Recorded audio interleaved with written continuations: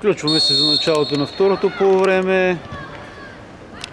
Топката е вкарана в игра от центъра от отбора на Велт.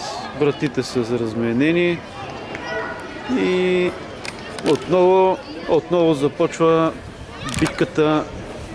битката за Поморие.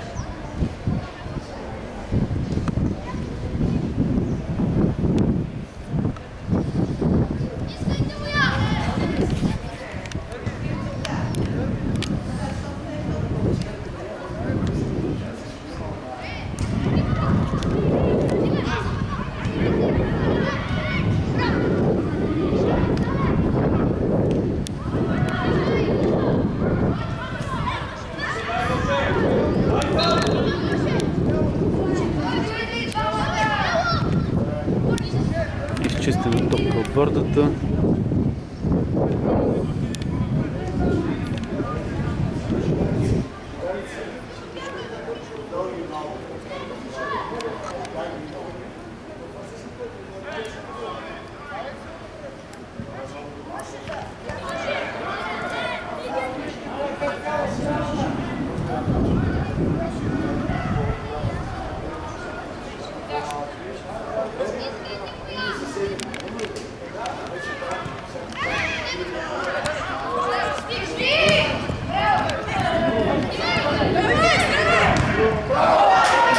Чудесна намеса на вратаря Виктор Козов.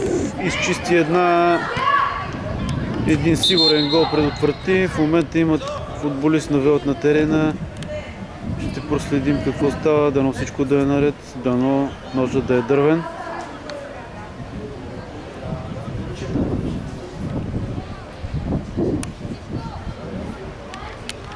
Изправя се момчето.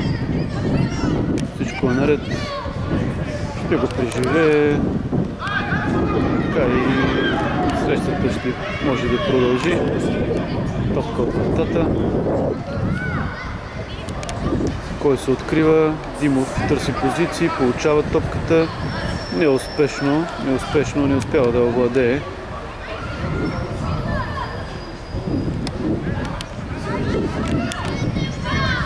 Търси отбора на Велт.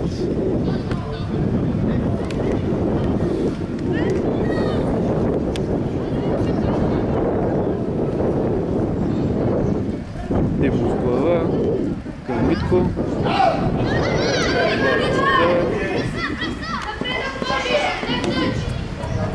Борето напред под крилото сам. Топката бе отнета. Джамбазов към другата врата. Джамбазов, точно така.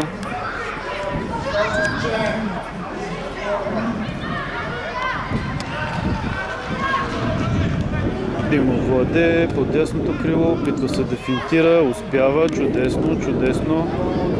Напредва, удар и не успя да бъде засечена тази топка от Джамбазов.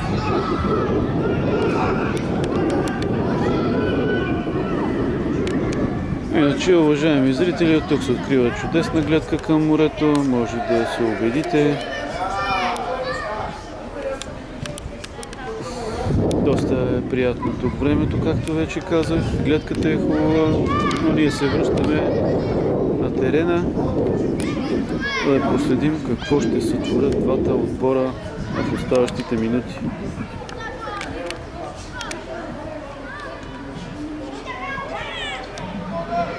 Така, шанс пред вратата, но в последния момент беше избита топката от играч на Велт. Димов отново владее, центрира и топката отново излиза в ъглов удар. Избита от играч на Велт. Нека да видим какво ще видим. Изпълнение на ъглов удар ще видим. Сякаш не сме виждали до сега. Но това е поредната възможност за гол. Центриране.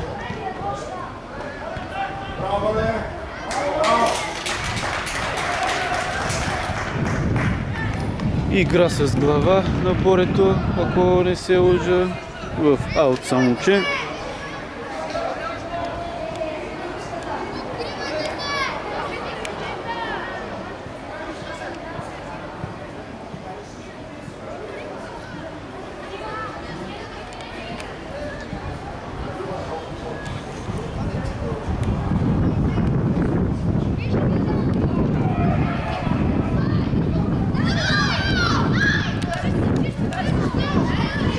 Борето, разбира се, гардира тази топка и беше избутан.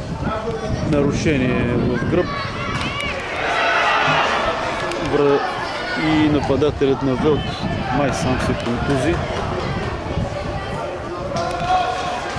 Да се надяваме, че всичко е наред.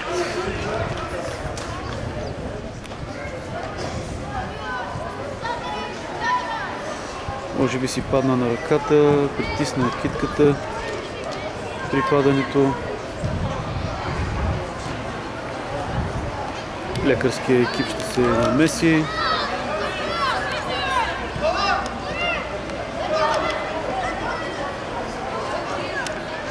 И в този момент тук пристигат и отборите, които ще изиграят следващата среща. Виждам Локо София. Преди малко видях и играчите на Славия. Тези в розово не мога да кажа кои са. Не са ми познати. Това са играчите в розово. Отборът на розовите пантери. Нищо интересно до този момент.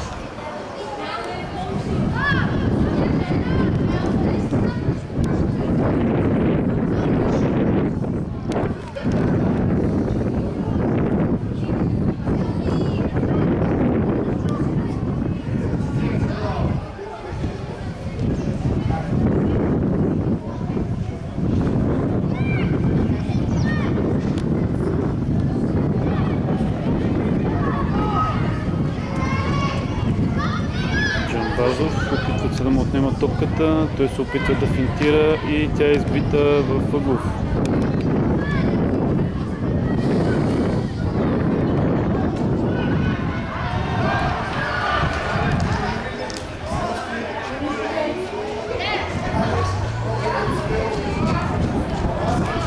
Да, сега виждам, че отборът на розовите всъщност са Дит София.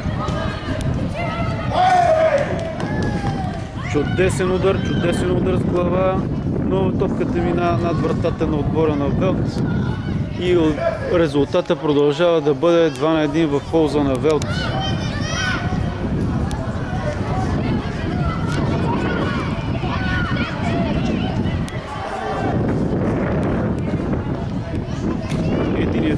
Единият полуфинал, уважаеми зрители, ще бъде изигран днес между отбора на Дит София и Славия София. Нека да проследим какво се случва тук на тъч линията. Тъч в полза на Реал. Комбинация. Опит за удар на Георганов. Неуспешен. Беше блокиран.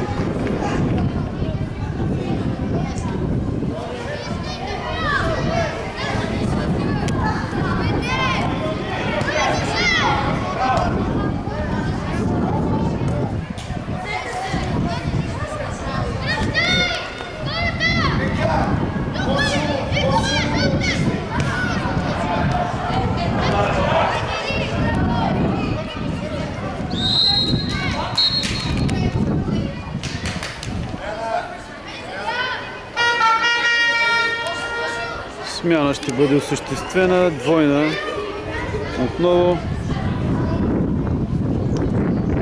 Иляните ни излизат, влизат Бошката и Тони.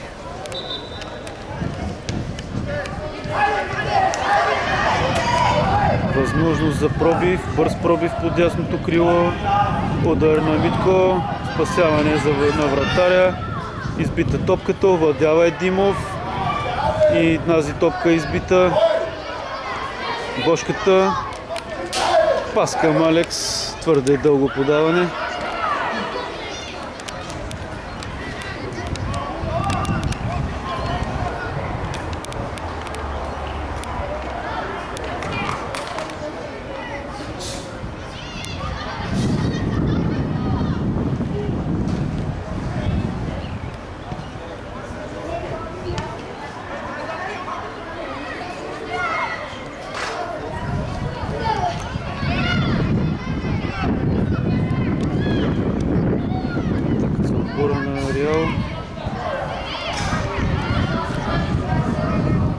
Не се получават и днес нещата на Реал.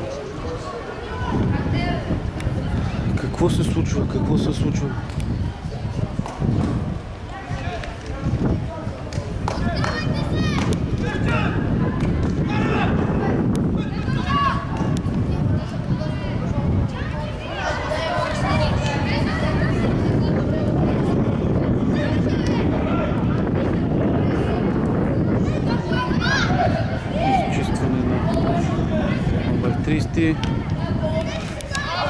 Удар към вратата, вяло. Естествено лесно лови вратаря. Сега нов опит за атака.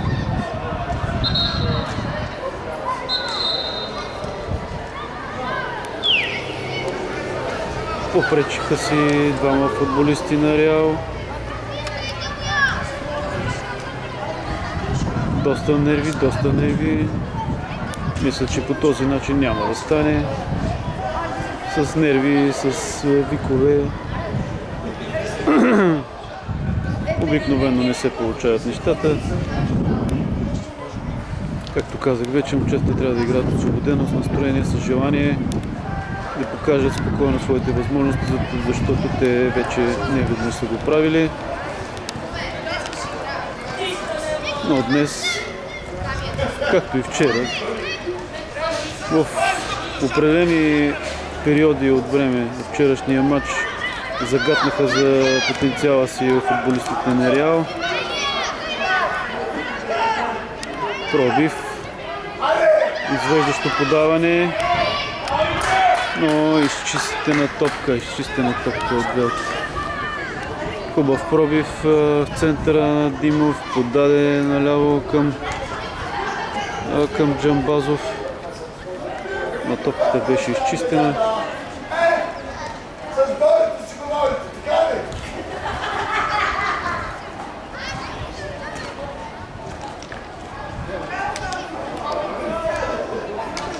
Топка фаут.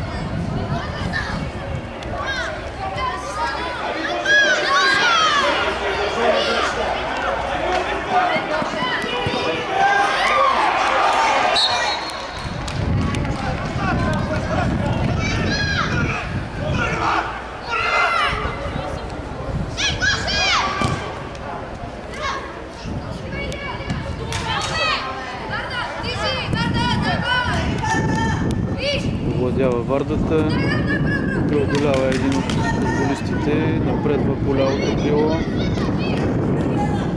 Пас към Бошката, избита му е топката от играч на Велт, тъч за Реал. Хвърля към Лазаров, Лазаров с глава към Джамбазов.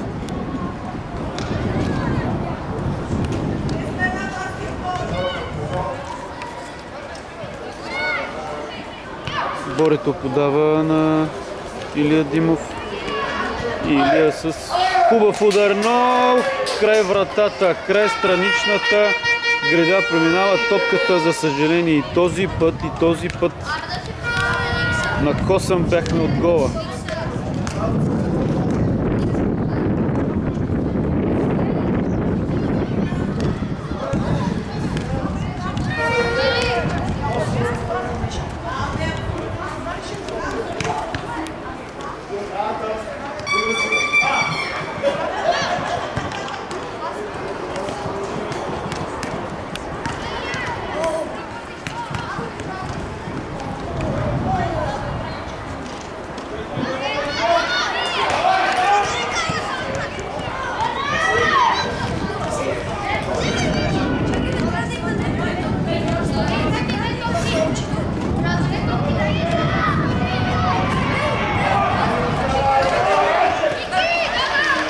Вратаря Вики лови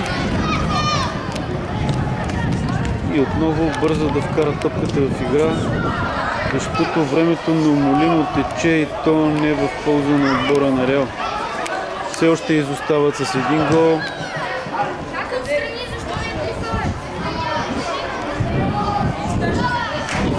Избита топка.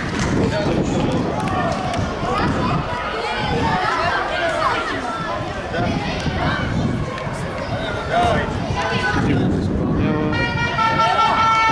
Митко. Отново Димов. Той изпраща в наказателното поле и тя излиза в аут.